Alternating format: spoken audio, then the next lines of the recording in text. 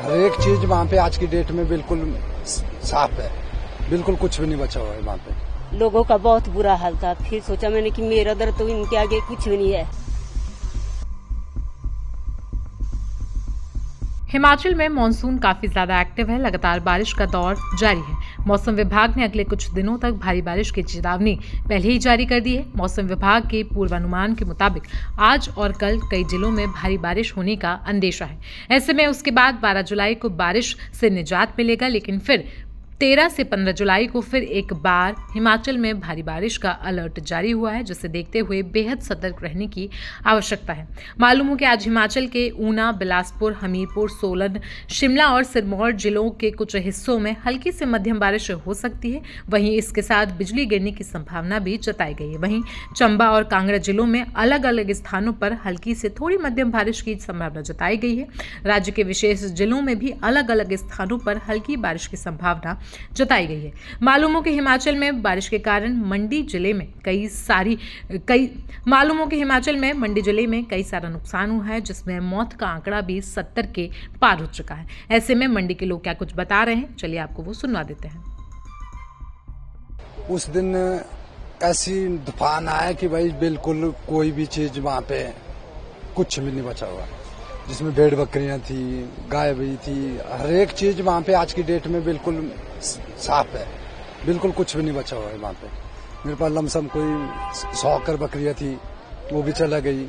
उसके बाद 4 गाय थी, जर्सी गाय, वो भी चला गई। 3 मकान थे वहाँ पे, वो भी चला गए। 3 वहाँ पे हमारा परिवार 10 बंदों का था, सिर्फ वही परिवार बचा। गाय के कपड़े थे वही बचे और कुछ नहीं बचा वहाँ पे। इस टाइम वहाँ देखा जाए तो वहाँ कोई ऐसा बोल नहीं सकते, वहाँ घर भी बने हुए थे, बिल्कुल साफ हो गया वहाँ पे। कितने के लोग बहे हैं? हाँ जी, ये लोग कितने बहे हैं? वहाँ 2 भाई, एक फादर मेरा रहता था। हाँ जी, 10 परिवार सारे थे हम, और 10 के हाँ जी, हाँ जी, वहाँ कुछ नहीं बचा। हमारे जितने भी थे वो कुछ नहीं बचा वहाँ पे। हम सिर्फ हमारे परिवार बचे, हम बचे बस, और कुछ नहीं बचा वहाँ पे। बाकी जो लोग हैं वो कहाँ ठहरे? बाकी लोग अभी हाँ, जो स्थानीय हमारा एरिया है, जहाँ हमारा गांव है, वहाँ पे हम ऊपर रह रहे हैं। वहाँ के हमारे एरिया में हर इंसान हमारी हेल्प कर रहा है, ऐसा कुछ नहीं है। पर वहाँ पे नीचे कुछ भी नहीं बचा हुआ है। वहाँ हमारे लिए हेल्प गांव वाले कर रहे हैं, हर चीज वहाँ गांव वाले कर रहे हैं, और हम वहाँ रह रहे हैं। जंगल है, वो जंगल के साथ वो एरिया है, वहाँ रह रहे हैं हम। सरकार से अभी तक तो फिलहाल कुछ नहीं है। अभी बता रहे हैं कि भाई मिलेगा, सब कुछ मिलेगा, मगर थोड़ा वहाँ रास्ता है ही नहीं। चलने फिरने के बाद दिक्कत है, रोडे ब्लॉक है, वहाँ आने की कोई संभावना नहीं है। जब वहाँ पहुंचेगी तो सुविधा सरकार हर चीज बोल रही है कि भाई हम देंगे, मगर अभी तक कुछ नहीं है ऐसा। ऐसी बाढ़ आपने पहले भी कभी देखी? नहीं, ऐसी बाढ़ ना कभी हमने देखी, ना कभी आई। हमारा दादा परदादा वहाँ रहता था, वो भी वहाँ पे गुजर गए, मगर वहाँ ऐसी बाढ़ कोई नहीं आई। अब वो ऐसी बाढ़ आई कि जो देखने के लायक नहीं है। वहाँ जमीन मेरी थी, कम से कम 7-8 बीघे जमीन थी। वहाँ पे कोई भी एरिया नहीं बचा जमीन का जो कि वहाँ देखने लायक है। कि हम सरकार से मदद करेंगे कि भाई हमें कोई सुरक्षित जगह दिया जाए, वहाँ पे आप मौका किया जाए कि भाई वहाँ के हालात, ना जगह है, ना जमीन है, ना घर है, ना बाहर है। हमें कोई ऐसी सुरक्षित जगह में ले जाए, वहाँ घर भी मिले, वहाँ 2 रोटी कमाने के लिए हमारे लिए जमीन भी मिले। मैं जैसे यही उम्मीद करना चाहता हूँ। तो यहाँ की जो त्रासदी हाल में जो हुई, तो बहुत दयनीय स्थिति हुई है। यहाँ पर लोगों का जीवन जो है बिल्कुल निराशाजनक हो गया है। लोगों के मकान ढह गए हैं। हमारे साथ लगते हुए गांव में जहां हम स्थानीय है, तो वहां पर 7-2-4 मकान जो है मतलब बिल्कुल ढह गए हैं। उनकी भेड़ बकरियां गांव चंगनी जो है साथ में लगती है, तो पूरा मकान जो है मतलब क्षतिग्रस्त। हम लोग खुद अपनी जिंदगी बचाने के लिए जो है मतलब वहां अपने आप को ही मतलब व्यस्त रहे। तो इस स्थिति में मतलब इतने हालात खराब है कि मतलब यहाँ जो स्थानीय जनता जो है बहुत परेशानी में है।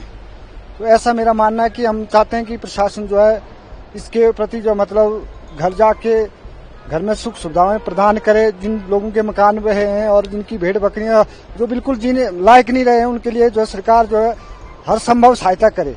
पूरी रात सब भी मतलब पूरे गांव वाले उधर ऐसे ही रहे, नींद किसी को भी नहीं आई। देखते यहाँ से भी गड़गड़ाहट हो रही है, उधर से भी गड़गड़ाहट, मतलब बिल्कुल ही जोर जोर से आवाजें आ रही थी। फिर शाम को वैसा कि फिर रात को हम जब परे गए अपनी गौशाला के पास, तो ऊपर से देखा हमने कि ऊपर से मलबा आ गया और मेरी गौशाला चली गई गाय के साथ, और मेरी गाय भी उसमें चली गई थी। ना तो जाने के लिए रास्ता था, ना कुछ भी। फिर पूरा परिवार रोने लगा, जैसे कि बच्चों की तरह पाला है। गाय का आपको कितना ये होता है। फिर आ गया मंदिर, हमने सोचा इधर ही हो आना। जब नीचे बाजार गए, मेरे आंसू एकदम से बंद हो गए। जब लोगों का देखा ना, मैंने कुछ बोल ही सकती। लोगों का बहुत बुरा हाल था। फिर सोचा मैंने कि मेरा दर्द तो इनके आगे कुछ भी नहीं है। लोगों के पूरे घर गए, पूरी बिल्डिंग गई, पूरा परिवार भी गया। और मेरे तो परिवार तो सुरक्षित है। गाय वगैरह तो मैं और भी पाल लूंगी, पर जिनके परिवार गए तो उनका देखो क्या हाल हुआ। फिर उनको थोड़ा बहुत ये बोला कि भाई ऐसा होता रहता, अब क्या करना, जो ये भगवान के हाथ में है। जो भगवान ने किया है वो हम क्या कर सकते हैं। अगर किसी आदमी ने किया होता तो कुछ बोल भी देते, तो अब इसमें हम कुछ नहीं बोल सकते। फिर अपना दुख उनके सामने कुछ भी नहीं मुझे लगा।